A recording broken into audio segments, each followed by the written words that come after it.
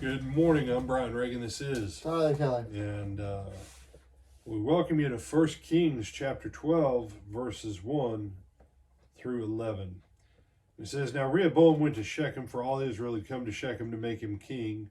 When Jeroboam the son of Nebat heard it, for he was still in Egypt when he had fled from King Solomon, then Jeroboam returned from Egypt, and they sent and called him. And Jeroboam and all the assembly of Israel came and said to Rehoboam, Your father made our yoke heavy. Now therefore lighten the hard service of your father and his heavy yoke that he placed on us, and we will serve you. He said to them, Go away for 3 days, then come again to me. So the people went away. And Jeroboam consulted the elders who stood before his father Solomon while he still lived, and said, How do you advise me to answer these people? They spoke to him, saying, If you will be a servant to these people today, and serve them, and answer them, and speak good words to them, then they will be your servants forever. But he rejected the advice which the elders had given him, and consulted the young men who had grown up with him, who stood before him. And he said to them, What advice do you give? How should we answer this people who have spoken to me, saying, Lighten the yoke which your father put on us? The young man who had grown up with him spoke to him, saying, Thus you shall speak to this people who have spoken to you, saying, Your father made our yoke heavy, but you make it lighter on us. Thus you shall say to them, My little finger shall be thicker than my father's waist, and now, whereas my father put a heavy yoke on you, I will add to your yoke. My father chastised you with whips, but I will chastise you with scourges. All right. So a couple things there. The end of verse 10, the other way that can be translated is, My little finger is thicker than my father's loins. And then verse 11, My father disciplined you with whips, I will discipline you with scorpions. So Rehoboam, now you say, no. This is about how to be blessed and do well. Which advisors know how to run a kingdom for maximum benefit and financial prosperity and success for the majority of the people? Rehoboam's advisors that he grew up with that are still young punks, or Solomon's advisors that have been there basically from the word go, Tyler? The ones that were the advisors to the king where silver was like dirt. Yeah. How about that one? Yeah. Okay. Getting up in front of the crowds and saying that your little finger has more manhood in it than all of your father's whole manhood put together. That's what the Hebrew's really saying. The son was saying his father was weak and impotent now that he's dead, and that he's more man than his dad was. Not the path to succeed. Because even though everyone complained about the taxes, what else did they complain about during Solomon's reign? From what we have recorded, Tyler. Did they put him to work? Okay. Yeah. He put all the slave class to work, yeah. Mm-hmm. And the whole country was never not without work. The whole country was always working. Main thing they complained about was taxes. You understand when the main thing you can complain about after a dude's in power for 40 years is you don't like the taxes?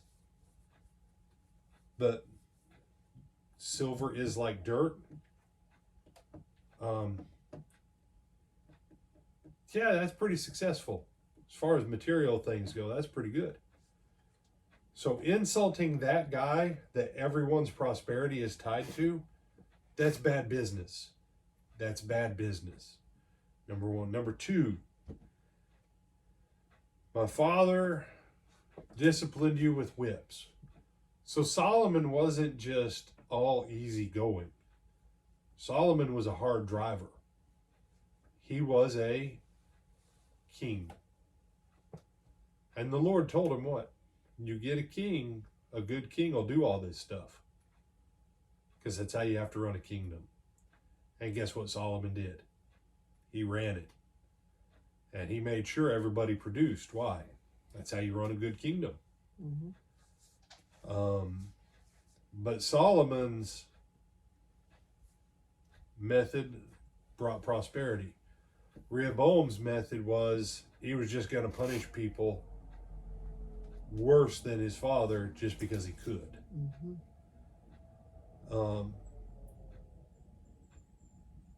So to that, you say, well, what's the lesson of prosperity and blessing here then, brother? If you have people that are part of a track record of success in a certain area, quit listening to people who've never had success in that area on how to be successful in that area.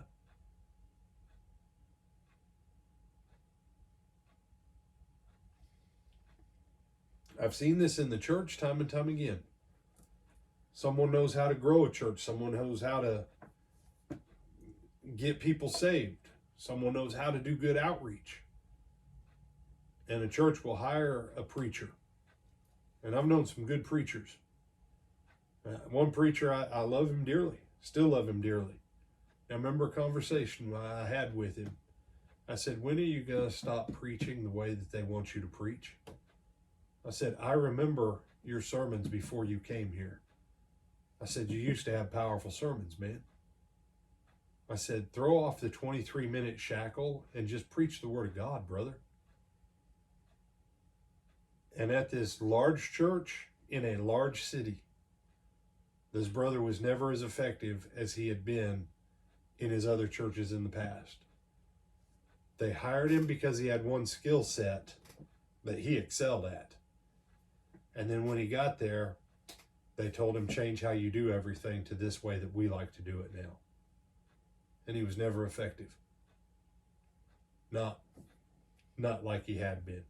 He was still effective, but it's like, and if every year you had 20% growth and now you're down to 1% growth, you still have growth and you're still effective, but there's a huge difference between 20% growth and 1% growth.